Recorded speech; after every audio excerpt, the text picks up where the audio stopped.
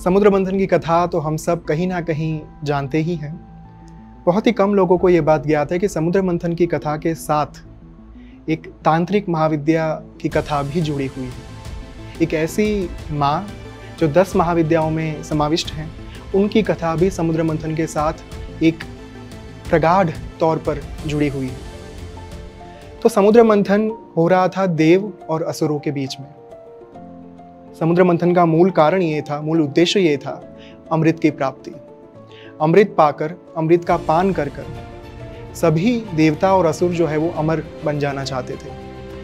और दोनों पक्ष अपने अपने स्वार्थ के लिए ही समुद्र मंथन कर रहे थे। दोनों को ज्ञात था कि अगर हमें जीतना है, अगर हमें विजय प्राप्त करना है, तो अमृत की प्राप्ति नितांत आवश्यक है। तो सबसे पहले समुद्र मंथन के लिए जो भगवान विष्णु के कूर्म अवतार थे, उनके ऊपर मंदार पर्वत को रखा गया और वासुकी नाग को मथनी बनाकर एक मंथन जो है वो शुरू किया गया। सबको ये लगा कि मंथन की शुरुआत में ही अमृत की प्राप्ति हो जाएगी, किंतु समुद्र मंथन वास्तव में हमारे मन के विकारों को दर्शाता है।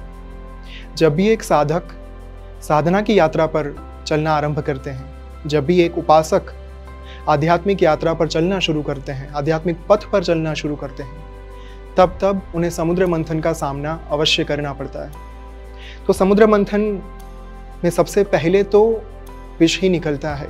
हमारे मन में जो विकार छिपे हुए हैं, हमारी जो नकारात्मक वृत्तियां हैं, जो नकारात्मक विचार हैं, वो विष की भांति उबल कर बाहर आते हैं। तो इसी तरह जब देव और असुर समुद्र मंथन कर रहे थे, सबसे पहले क्षीर सागर से हलाहल विष की प्राप्ति हुई।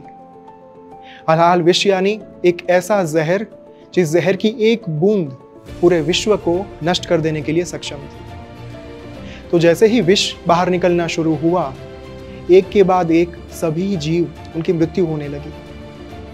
तो ये बात देखकर देव और असुर दोनों अत्यंत चिंता में ग्रसित हो गए कि अब आगे कैसे बढ़ा जाए। वे लोग समुद्र मंथन आगे कर ही नहीं पा रहे थे, क्योंकि पूरा वातावरण ही इतना जहरीला हो गया था, विषैला हो गया था कि अगर उस जहर को नियंत्रण में नहीं लाया गया तो कहीं ना कहीं ये घटना जो है वो आगे बढ़नी संभव ही नहीं थी और पूरे विश्व का नष्ट होना तय था। तो अंततः हम सबके भोलेनाथ, हम सबके देवादिदेव महादेव को बुलाया गया, उनको आमंत्रण दिया गया, उनसे प्रार्थना की गई कि महादेव, समग्र विश्व जो है वो आपके अधीन है। आप समग्र विश्व के कर्ता हर्ता समाहर्ता हैं और हमारी प्रार्थना का स्वीकार कीजिए, इस विष का कोई उपाय कीजिए। तो माँ पार्वती के मना करने के बावजूद भगवान देवादिदेव महादेव आए समुद्र मंथन के स्थान पर, क्षीर सागर पर। उन्होंने उस हलाहल विष का पान किया और उस विष को अपने कंठ में धारण कर लिया। ये पूरा प्रसंग श्री ओम स्वामी लिखित the legend of the goddess में से प्राप्त होता है। यदि महादेव के द्वारा कंठ में धारण किया गया विष ऊपर की ओर जाता, यानी कि ऊर्ध्वगमन करता, मस्तिष्क की ओर, दिमाग की ओर, तो उनका दिमागी संतुलन बिगड़ सकता था, जिससे भी सृष्टि को खतरा था। और यदि वो विष पेट की ओर जाता, यानी कि उदर की ओर जाता, जठराग्नि की ओर जाता, तो भी इस सृष्टि को हानि पहुंच सकती थी। तो वो विष जहां पर था, वहीं पर उसका टिके रहना बहुत ज़रूरी था। लेकिन अब हुआ ये कि महादेव भी उस विष को बहुत लंबे समय तक अपने कंठ में धारण नहीं कर सकते थे। उनकी ये अवस्था को देखकर, उनकी कंडीशन देखकर माँ तारा से रहा नहीं गया। माँ तारा द्वितीय महाविद्या है, दूसरी महाविद्या है। एक ऐसी माँ जो भवतारिणी है।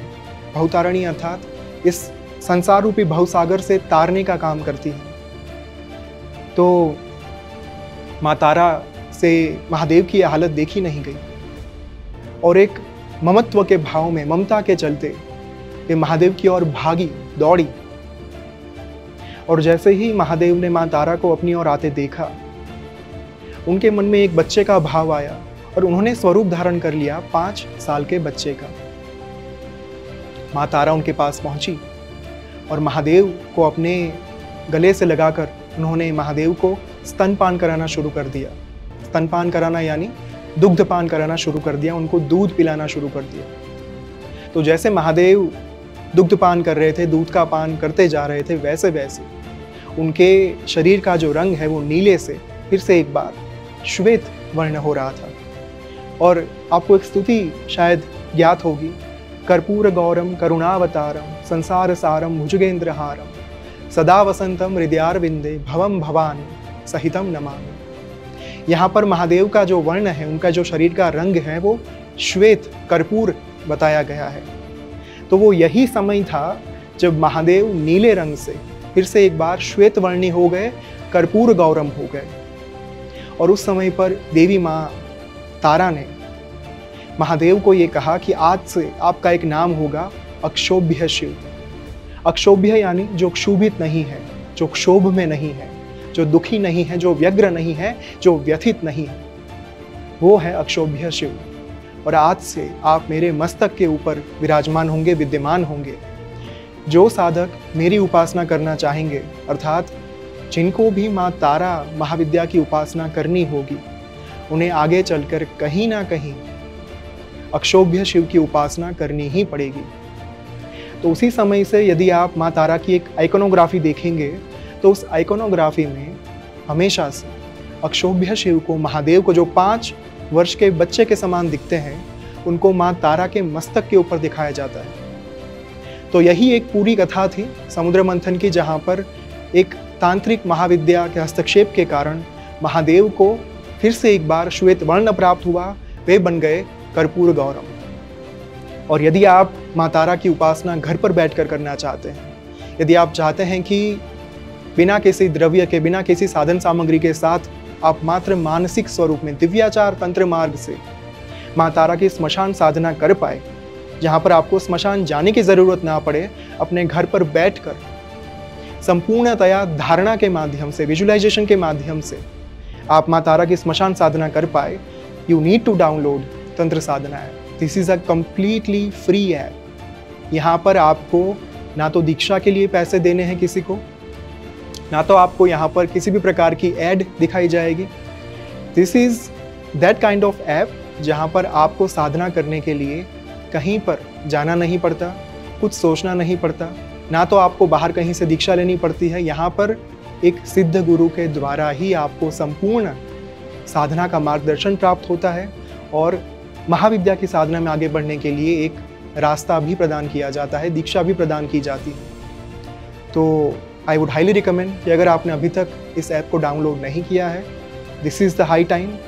आज की तारीख में अपने भौतिक एवं आध्यात्मिक जीवन में उन्नति प्राप्त करने के लिए देवी माँ की उपासना नितांत आवश्यक बन चुकी है। तो आई रियली होप कि ये वीडियो आप अपने दोस्तों के साथ शेयर करेंगे। इसे लाइक, शेयर और सब्सक्राइब करिएगा।